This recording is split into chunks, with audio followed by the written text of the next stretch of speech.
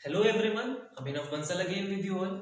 जैसा कि last lecture में हमने रिप्रोडक्शन के बारे में आपको छोटा सा ओवरव्यू दे दिया था और छोटे छोटे पॉइंट्स से आपको मैंने समझा दिया था कि डिफरेंस क्या होता है असेक्सुअल रिप्रोडक्शन और सेक्सुअल रिप्रोडक्शन में। आज हम लोग आपका नेक्स्ट पोर्शन स्टार्ट करने वाले हैं असेक्सुअल रिप्रोडक्शन इन डिटेल, जिसमें हम सिर्फ आज एनिमल्स का पोर्शन पढ़ेंगे इस लेक्चर में। प्लांट्स का पोर्शन हमारा अगले लेक्चर में इंक्लूड हो जाएगा। तो आज हम जो जानने वाले हैं एनिमल्स के बारे में, तो सबसे पहले फ्लो चार्ट के फॉर्म में मैंने आपको दिखा दिया है, तो इसको ध्यान से समझ लीजिएगा। सबसे पहले एनिमल्स की अगर हम बात करते हैं तो एनिमल्स में हम देख रहे हैं यहाँ पर फिजन। सबसे पहला मोड है हमारे सेक्सुअल रिप्रोडक्शन का फिजन, जिसको हमने दो कैटेगरी में डिवाइड कर दिया, that is binary fission and multiple fission. उसके बाद नेक्स्ट आता है आपका स्पोर्युलेशन। उसके बाद नेक्स्ट आता है आपका बडिंग, जिसको फिर से हमने दो कैटेगरी में डिवाइड कर दिया, internal budding as well as external budding. उसके बाद नेक्स्ट आता है आपका फ्रेगमेंटेशन एंड लास्ट आता है आपका रीजनरेशन। तो ये बेसिक से आज हम लोगों को जानना है, इनके बारे में ज्यादा डिटेल में जानना है। पूरा हम सेक्सुअल रिप्रोडक्शन को कवर करने वाले हैं। एनसीईआरटी बेस्ड है हमारा, थोड़ा सा एक्सेस में बताऊंगा जो आप लोग बहुत ध्यान से समझ सके। तो आज सबसे पहले हम शुरू कर रहे हैं किसके बारे में, फिजन के बारे में। उसके बाद ये सारे टॉपिक हम लोग को इस लेक्चर में कवर कर देंगे, फिजन को, स्पोर्युलेशन को, बडिंग को, फ्रेगमेंटेशन को और रीजनरेशन को। तो सबसे पहले हम किसको उठाने वाले हैं, दैट इज फिजन। तो फिजन, अगर मैं वर्ड की बात करता हूं तो फिजन वर्ड आपके दिमाग में आ रहा है, तो फिजन से मतलब है, दो वर्ड होते हैं देखिए आपके यहाँ पर, एक होता है fission and other one is fusion. जब हम बात कर रहे हैं फिजन की, तो फिजन में हमें क्या देखने के लिए मिलता है कि जब एक चीज डिवाइड हो रही है दो पार्ट्स में, मैंने कहा this is a single cell and if it divides into two daughter cells, तो ये आपका क्या कहलाएगा, फिजन कहलाएगा, टूटना कहलाएगा। लास्ट लेक्चर में मैंने आपको एक पॉइंट मिस कर दिया था एसेक्सुअल और सेक्सुअल रिप्रोडक्शन में डिफरेंस में। तो वहां पर वो पॉइंट आपका क्या था कि जो एसेक्सुअल रिप्रोडक्शन होता है, यहाँ पर हमें माइटोटिक डिविजन्स देखने के लिए मिलते हैं। कौन से डिविजन्स, माइटोटिक। और जो आपका सेक्सुअल रिप्रोडक्शन था, वहां पर हमें दोनों देखने के लिए मिलते हैं, माइटोटिक, ये आप लोग ने 11th क्लास में पढ़ा होगा, as well as meiotic division. तो ये दोनों टाइप के डिविजन्स आपको देखने के लिए मिलते हैं किसमें, सेक्सुअल रिप्रोडक्शन में। वहां पर ये पॉइंट मिस हो गया था। तो आज हम बात कर रहे हैं किसकी, सेक्सुअल रिप्रोडक्शन में। और इस सेक्सुअल रिप्रोडक्शन में सबसे पहले हम कौन सा पॉइंट उठा रहे हैं, आपका फिजन। तो फिजन टर्म मैंने अभी आपको क्लियर किया है कि जब कोई चीज ब्रेक हो रही है दो पार्ट्स में, तो वो क्या कहला रहा है, फिजन कहला रहा है। तो इसका सबसे पहला कैटेगरी आता है आपका बाइनरी फिजन। बाइनरी, जो कंप्यूटर के स्टूडेंट्स होते हैं 10th क्लास में जिनके पास कंप्यूटर था, तो बाइनरी का मतलब बाइनरी नंबर्स होते हैं, दो डिजिट होते हैं, 0 और 1। तो जब दो की बात चल रही है तो बाइनरी, मैं पहले डेफिनेशन बोल देता हूं आपको जिससे क्लियर हो जाए। Binary fission is the mode of reproduction in which a single individual divides into two daughter cells to produce new individuals।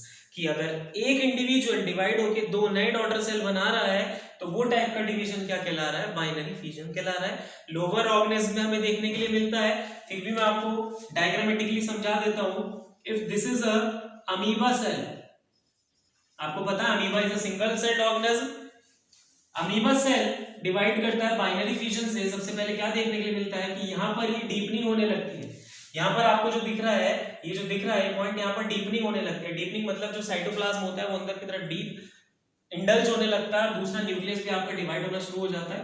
तो नेक्स्ट फिगर में आपको देखने के लिए मिलेगा कि थोड़ा बहुत साइटोप्लाज्म भी डिवाइड हो चुका है और साइटोप्लाज्म के अंदर का जो न्यूक्लियस है वो भी डिवाइड हो चुका है। तो आप क्या देख रहे हैं, यहाँ पर डिवीजन स्टार्ट हो गया। जैसे ही आप नेक्स्ट स्टेज में आए तो पॉइंट में रह जाता है अटैचमेंट बहुत ज्यादा, और फाइनली दो की तरफ डिवीजन होने लगता है, न्यूक्लियस डिवाइड हो चुका है और दोनों इंडिविजुअल को इक्वली डिस्ट्रीब्यूट हो चुका है। और फाइनली जब हम वापस आकर देखते हैं तो हमें फिर से यहाँ पर क्या देखने के लिए मिलता है, दो सेपरेटेड इंडिविजुअल्स जो कि एक दूसरे से बिल्कुल अलग है। शेप पर मत जाइएगा क्योंकि अमीबा की शेप इरेगुलर होती है, कोई प्रॉपर पैटर्न नहीं होता। कभी आप सोचे सर ने यहाँ पर ऐसे बनाया था, बट यहाँ पर ये बिल्कुल ऐसे नहीं लग रहे हैं, तो उस पर मत जाइएगा। अभी हम बात कर रहे हैं इरेगुलर शेप, तो जरूरी नहीं कि इसकी शेप बिल्कुल इसके जैसी हो। क्लियर है। तो यहाँ पर आपका ये क्या है, न्यूक्लियस है और यहाँ पर मेन पेरेंट बॉडी है। ये क्या देखने के लिए मिल रहा है आपको, मेन पेरेंटल बॉडी। क्लियर? तो दिस इज बाइनरी फिजन, और आप इसका एग्जांपल सभी मैं आपको और ज्यादा डिटेल में 2-4 बातें बताने वाला हूं जो एनसीईआरटी में नहीं है, बट फिर भी आपको जानना जरूरी है। बट जहां तक मुझे उम्मीद है आपको बाइनरी फिजन तो समझ में आ चुका होगा।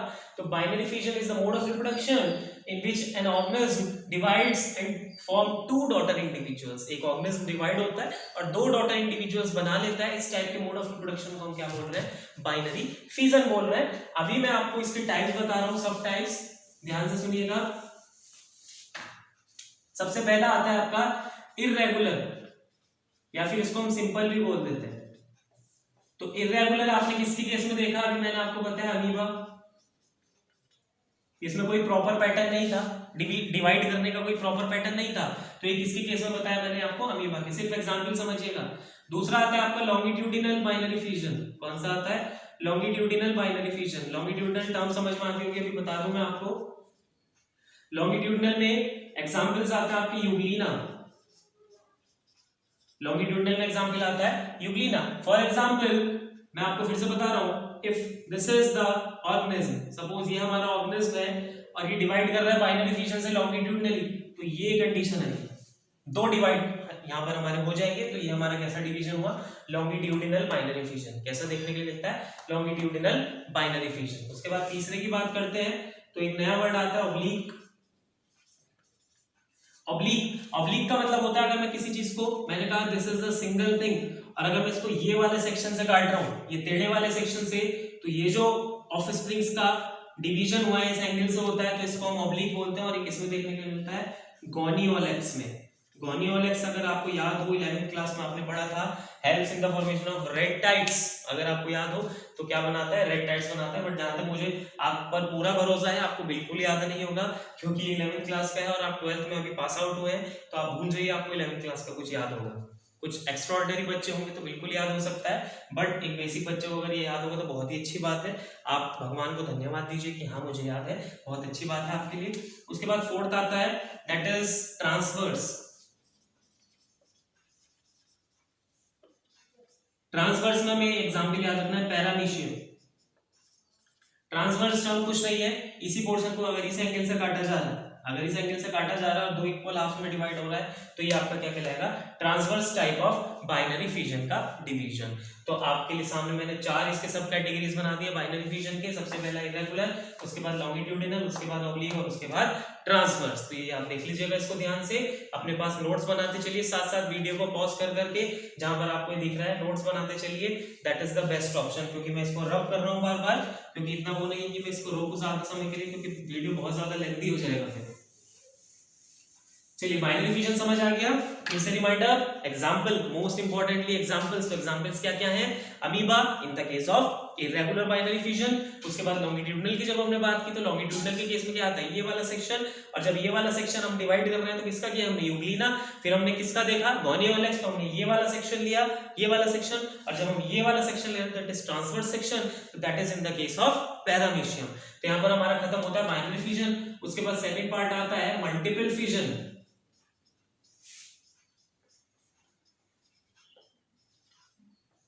मल्टीपल नाम से समझ में आ रहा है, जैसे वहां बाइनरी नाम से समझ में आ रहा था। मल्टीपल यहाँ पर बहुत सारे सेल्स का बनना या फिर बहुत सारे इंडिविजुअल्स का बनना यहाँ पर हमें समझा रहा है। क्या? मल्टीपल फिजन समझा रहा है। क्या समझा रहा है? मल्टीपल फिजन समझा रहा है। ध्यान से समझिएगा, मैंने कहा this is a single individual और ये इसके अंदर एक सेल है, मतलब सॉरी न्यूक्लियस है, गलती मत पकड़िएगा। तो इसके अंदर क्या है?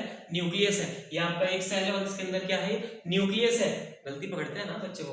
तो इस सेल के अंदर जब हम न्यूक्लियस की बात कर रहे हैं, तो इन the case of multiple fission क्या होता है कि जो सेल का न्यूक्लियस होता है वो अंदर डिवाइड करना शुरू कर देता है। क्या करना शुरू कर देता है? डिवाइड करना शुरू कर देता है। और सबके पास अपने अपने हिस्से का थोड़ा थोड़ा साइटोप्लाज्म आ जाता है, अपने अपने हिस्से का थोड़ा थोड़ा साइटोप्लाज्म आ जाता है। और जब ये डिवाइड करना इसने शुरू कर दिया, इसके पास इसके हिस्से का साइटोप्लाज्म आ गया, तो फाइनली आपको देखने के लिए क्या मिलता है कि ये जो इसकी सेल वॉल थी रप्चर हो जाती है। क्या हो जाती है? रप्चर यहाँ पर वर्ड जिनको नहीं पता हो बता दूं, रप्चर का मतलब होता है बस्ट। अब कह रहे हैं भैया सर ने रप्चर बताया उसके बाद दूसरा वर्ड बता दिया बस्ट, हमें तो रप्चर भी नहीं पता और हमें बस्ट भी नहीं पता।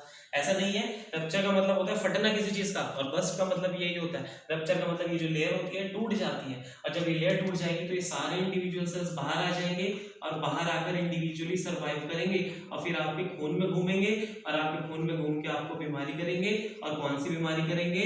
मलेरिया। और कौन करेगा? हमारे भैया है Plasmodium. That is the example of multiple fission. अगर आपको याद हो प्लाज्मोडियम, फिर से 11th क्लास, फिर से वही बात याद है, बहुत अच्छी बात है। नहीं याद है कोई दुविधा वाली बात नहीं है, 11th क्लास पढ़ लीजिएगा, ज्यादा समय आपके पास है, अवेलेबल है, उसको यूटिलाइज कीजिए। तो यहाँ पर Plasmodium is the example of multiple fission. किसका एग्जांपल है? मल्टीपल फिजन का। और कौन सी डिजीज कराता है? मलेरिया। देखिए यहाँ पर आप ज्यादातर एग्जांपल पर फोकस करिए, बहुत रेयरली डेफिनेशंस पूछी जाती है हमसे मल्टीपल फिजन की, या फिर बाइनरी फिजन की डेफिनेशन बहुत ही रेयर कंडीशन में पूछी जाती है। ज्यादातर हमसे एग्जांपल्स पूछे जाते हैं। तो आप लोग किस पे फोकस करिएगा? एग्जांपल्स पे फोकस करिएगा। बार बार बता रहा हूँ किस पे फोकस करिएगा? एग्जांपल पे। फिर से एक बार समझा देता हूँ। Main cell nucleus starts dividing, divide करने के बाद मल्टीपल न्यूक्लियस बाहर आ जाएंगे, सबके पास अपना साइटोप्लाज्म होगा, सबके ऊपर एक लेयर होगी जिसको हम बोलते हैं सिस्ट वॉल। ये अभी आगे पढ़ेंगे हम स्पोरुलेशन में, घबराइएगा नहीं, सब मिलेगा आपको। क्लियर? चलिए मल्टीपल फिजन, आपका फिजन वाला पोर्शन खत्म हो गया है। फिजन वाले पोर्शन के बाद नेक्स्ट पोर्शन स्टार्ट करते हैं, दैट इज बडिंग।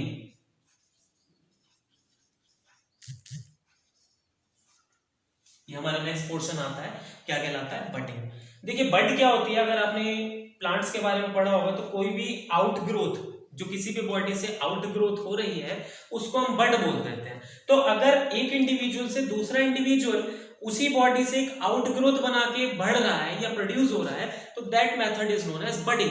मैंने कहा इफ दिस इज इंडिविजुअल, ये हमारा एक इंडिविजुअल है और इस इंडिविजुअल के अंदर क्या देखने के लिए मिला कि थोड़े समय के बाद यहाँ पर एक नया इंडिविजुअल शुरू हो गया प्रोड्यूस होना, और वो इंडिविजुअल धीरे धीरे बढ़ता रहा, और जब वो धीरे धीरे बढ़ता रहा तो क्या कंडीशन देखने के लिए मिली कि फाइनली एक समय ऐसा आया कि वो मेन पेरेंट बॉडी से क्या हो गया?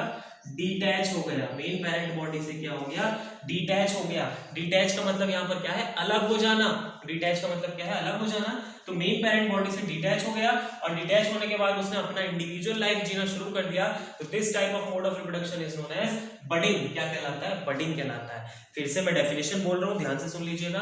Budding is that mode of reproduction in which an outgrowth or a little bud starts growing from the main parent body and after a certain period of time it divides from the main parent body or it detaches from the main parent body and survive as a new individual, और फिर वो एक नए individual की तरह survive करेगा। Clear? तो यहाँ पर बडिंग को हमने फिर से दो कैटेगरी में डिवाइड किया था। ये जो मैं आपको दिखा रहा हूँ this is the example of external budding. ये किसका एग्जांपल है? एक्सटर्नल बडिंग का। External budding which is found in the case of hydra. किसके केस में पाया जाता है? हाइड्रा के। फिर से बार बार बोल रहा हूँ, examples are the main thing to focus. Examples ही हमारी मेन चीज है जिन पर हमें फोकस करना है। तो एक्सटर्नल बडिंग किसके केस में पाई जा रही है? हाइड्रा के केस में पाई जा रही है। मैंने बडिंग समझा दिया है कि एक पेरेंट बॉडी, उससे फिर नई छोटी बॉडी प्रोड्यूस हो रही है, कुछ समय बाद वो डिटैच हो रही है और डिटैच होने के बाद नया इंडिविजुअल बन रहा है, और ये आ गया आपका नया इंडिविजुअल।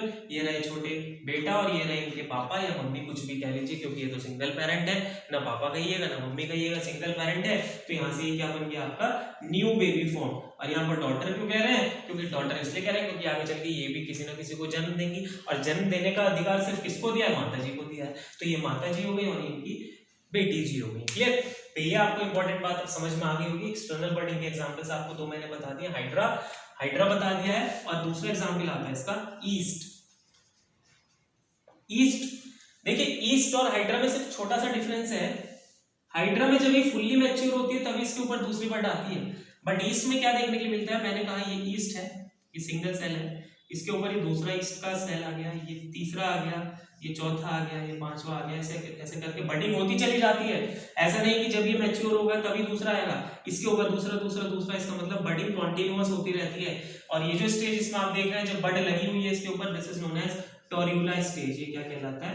टोर्यूला स्टेज। क्या कहलाता है? Torula stage. और budding is also known as torulation. इसको हम एक और वर्ड बोलते हैं दैट इज टोर्यूलेशन। बडिंग के लिए एक और वर्ड का इस्तेमाल किया गया दैट इज टोर्यूलेशन।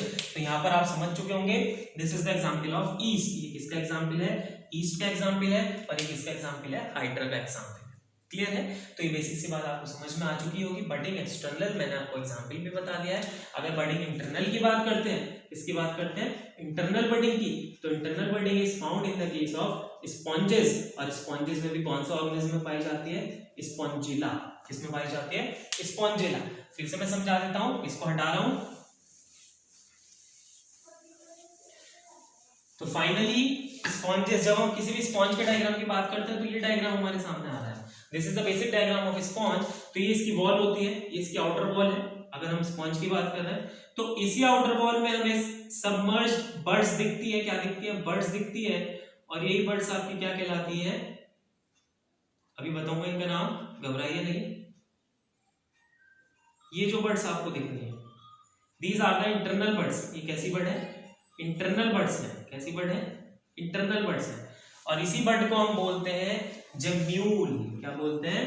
जम्यूल। तो जम्यूल फॉर्मेशन का प्रोसेस किसमें होता है? स्पॉन्जिला में होता है। किसमें होता है? स्पॉन्जिला में होता है। किसका? जम्यूल फॉर्मेशन का।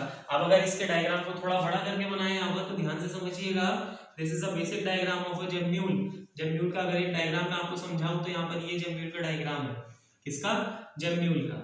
क्लियर? ध्यान से देखिएगा।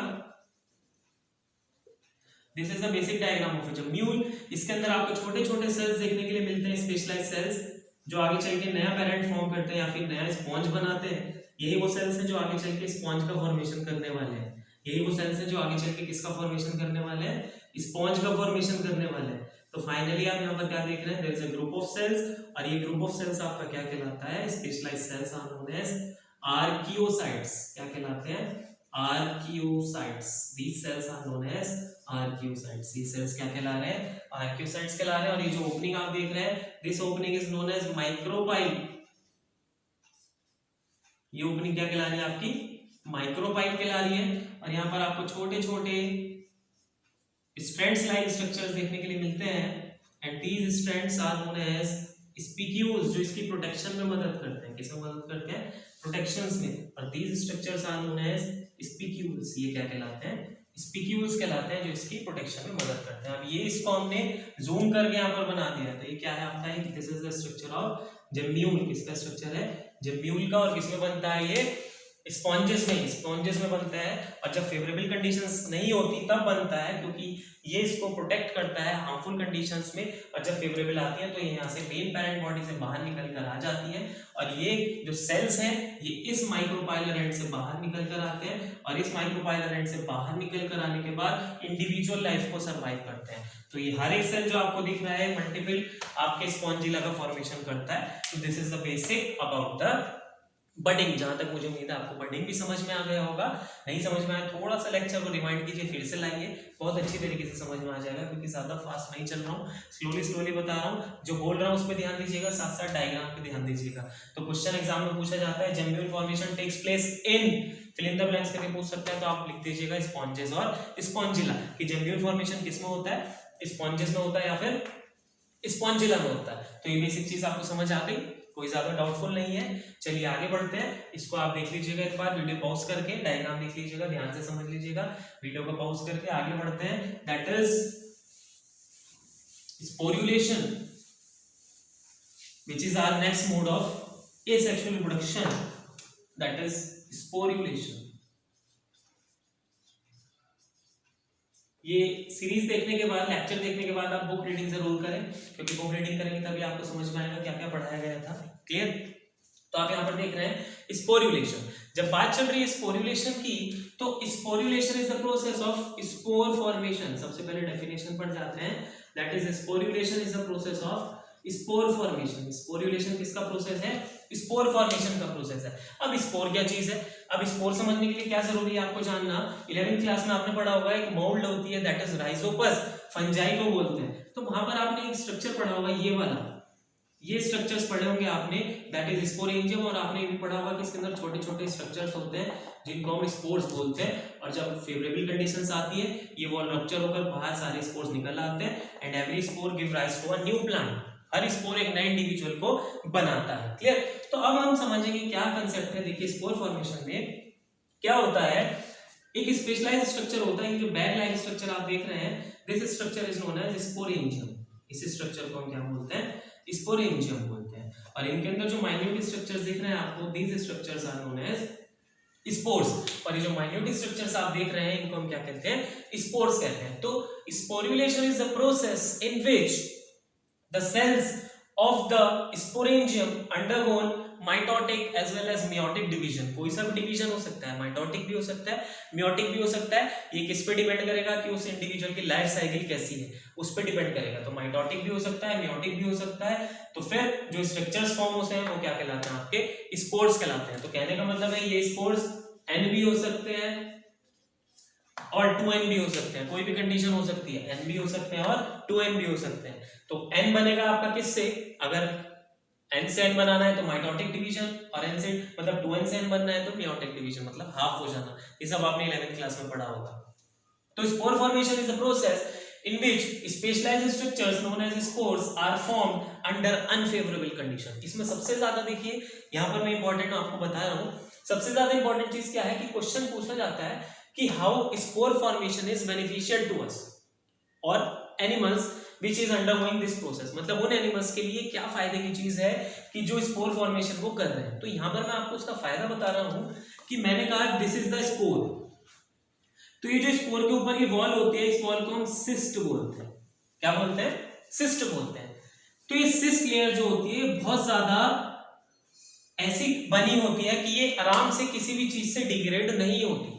कहने का मतलब ये है कि high temperature, high humidity, high water condition, ये ऐसी कंडीशंस में भी सरवाइव कर सकती है। तो इसका मतलब जब कुछ ऐसी कंडीशन आई, जब इसको दिखा कि भाई मैं मरने वाला हूं, तो इसने क्या किया कि अपने स्पोर्स बना दिए कि अब मैं मरने वाला हूं तो मैं कोई ऐसी चीज बना देता हूं कि जब वो हार्मफुल कंडीशंस निकल जाएंगी तो वो चीज फिर से डेवलप हो जाएगी। फॉर एग्जांपल डोरमेंट स्टेज में चले जाना, किसमें चले जाना, डोरमेंट स्टेज में चले जाना। तो ये स्पोर्स क्या करते, मतलब ये इंडिविजुअल क्या करते हैं, स्पोर्स बना देते हैं, जो स्पोर्स हार्मफुल कंडीशन में भी सर्वाइव करते हैं, और जब फेवरेबल कंडीशन आती है तो ये स्पोर्स क्या करते हैं, फिर से सर्वाइव करने के लिए ग्रोथ करने लगते हैं, और वो इंडिविजुअल्स अपनी स्पीशीज को कंटिन्यू कर सकता है। तो यही तो हमारा मोटिव था कि कैसे हम किसी भी लाइफ को कंटिन्यू कर सकते हैं। तो this is our next mode of reproduction, जिसको हम क्या बोल रहे हैं, स्पोरुलेशन। और स्पोरुलेशन किसमें देखने के लिए मिलता है हमें, राइजोपस में,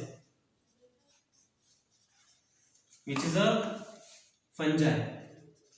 क्या है राइजोपस, एक फंजाई।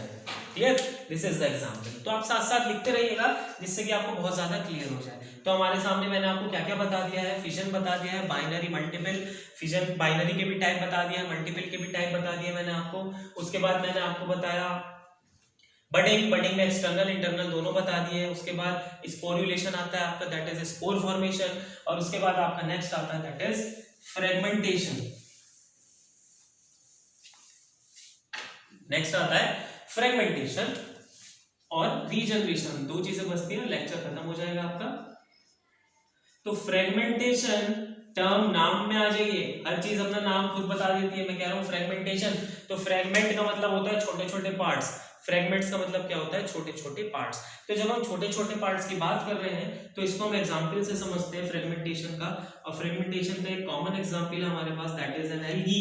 और एल्गी का नाम क्या है, स्पाइरोगायरा। याद रखिएगा, एग्जांपल बार बार बोल रहा हूं, एग्जांपल जितने याद रखिएगा उतना आपका बेनिफिट है।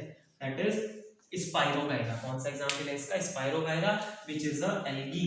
और स्पाइरोगायरा क्या है आपकी, एल्गी है। स्पाइरोगायरा क्या है आपकी, एल्गी है। तो यहाँ पर ये जो स्ट्रक्चर आपको दिख रहा है स्पाइरोगायरा का दिख रहा है, और इसमें एक क्लोरोप्लास्ट पाया जाता है इस कंडीशन में। क्लियर? तो क्या होता है, जब इसको डिवाइड करना होता है तो ये अपने पार्ट्स को ब्रेक कर देता है। ये अपने आप को क्या कर देता है, ब्रेक कर देता है। और ब्रेक करने के बाद आपने क्या देखा, 1 2 3 एंड 4, 1 2 3 एंड 4, क्या कि एक ऑर्गेनिज्म से कितने ऑर्गेनिज्म प्रोड्यूस हो गए हैं, 4 ऑर्गेनिज्म प्रोड्यूस हो गए हैं। तो this is the mode of reproduction, इसको हम क्या नाम दे रहे हैं, फ्रेगमेंटेशन। क्या नाम दे रहे हैं, फ्रेगमेंटेशन। तो fragmentation is a mode of reproduction in which an individuals breaks itself, वो अपने आप को तोड़ रहा है, जानबूझकर तोड़ रहा है अलग अलग पार्ट्स में, और हर पार्ट उसका एक नया इंडिविजुअल बना रहा है, दैट इज फ्रेगमेंटेशन। और उस मोड ऑफ रिप्रोडक्शन को हम क्या बोल रहे हैं, फ्रेगमेंटेशन बोल रहे हैं। आगे बात समझ में, तो यहाँ पर एग्जांपल याद रखिएगा, दैट इज स्पाइरोगायरा, और एग्जांपल क्या हो जाएगा यहाँ पर हमारा, spirogyra which is another example of fragmentation. Got it. इसी के साथ लास्ट आता है आपका रीजनरेशन।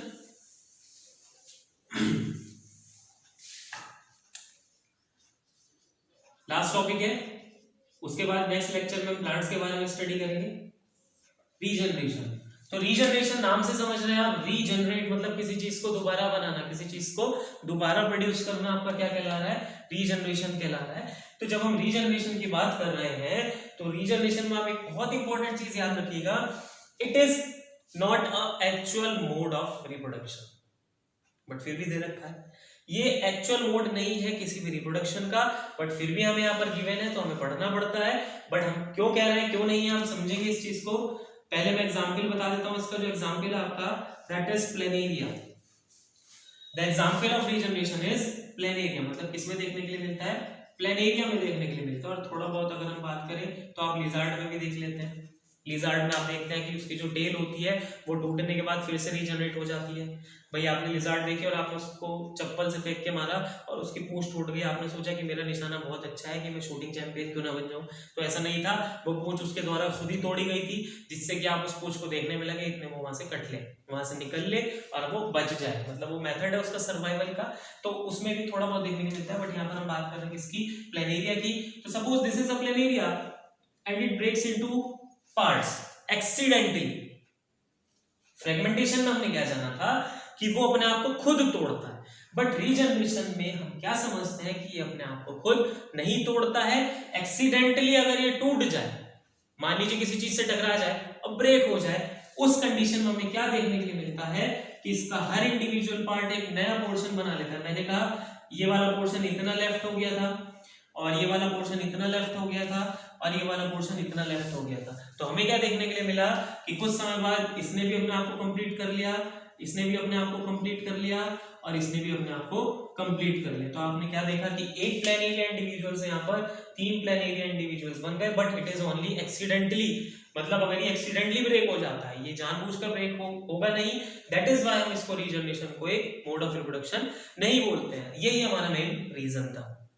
तो फाइनली सारी चीजें कवर हो जाती हैं। लेक्चर को फिर से एक बार देख लीजिएगा, कोई चीज समझ में नहीं आ रही है फिर से मैं आपको रिमाइंड अप करा देता हूँ, ध्यान से सुनिएगा। सबसे पहले हमने देखा एसेक्सुअल रिप्रोडक्शन, ये इसका एग्जांपल है।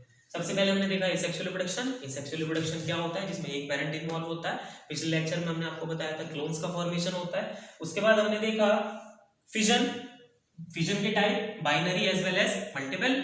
बाइनरी के भी टाइप बता दिया मैंने आपको, दैट इज इर्रेगुलर। उसके बाद लॉन्गिट्यूडिनल, उसके बाद ट्रांसवर्स और उसके बाद ऑब्लिक, उनके एग्जांपल बता दिए हैं। मल्टीपल का भी एग्जांपल बता दिया, दैट इज प्लाज्मोडियम। ये चीज आप अपने पास पेपर में नोट फॉर्म में लिख लीजिएगा, नोट्स बना लीजिएगा। उसके बाद हमने जाना बडिंग। बडिंग में 2 पोर्शन मैंने आपको करा दिए, external as well as internal. Examples भी बता दिए हैं, जेम्यूल भी समझा दिए, उनके अंदर जो सेल्स पाए जाते हैं वो भी बता दिए हैं। उसके बाद हमारे स्पोरुलेशन पे, स्पोर फॉर्मेशन भी मैंने आपको बता दिया है। उसके बाद हम लोग आते हैं किस पे, फ्रेगमेंटेशन पर, और उसके बाद हम लोग आते हैं रीजनरेशन पर। तो ये हमारा सारा पोर्शन खत्म हो जाता है। Asexual reproduction in animals, plants का बचता है वो हम नेक्स्ट लेक्चर में ले लेंगे। उसके बाद हम शुरू कर देंगे सेक्सुअल रिप्रोडक्शन। मोस्टली ये लगभग 5-6 लेक्चर्स में ये वाला चैप्टर खत्म हो जाएगा। विद इन 2 और 3 डेज, 3 और 4 डेज, लगभग 4 दिन में हम इस चैप्टर को खत्म कर देंगे। उसके बाद हम स्टार्ट करेंगे अपना नेक्स्ट चैप्टर। तो आज का लेक्चर यहीं पे खत्म होता है। Thanks for watching.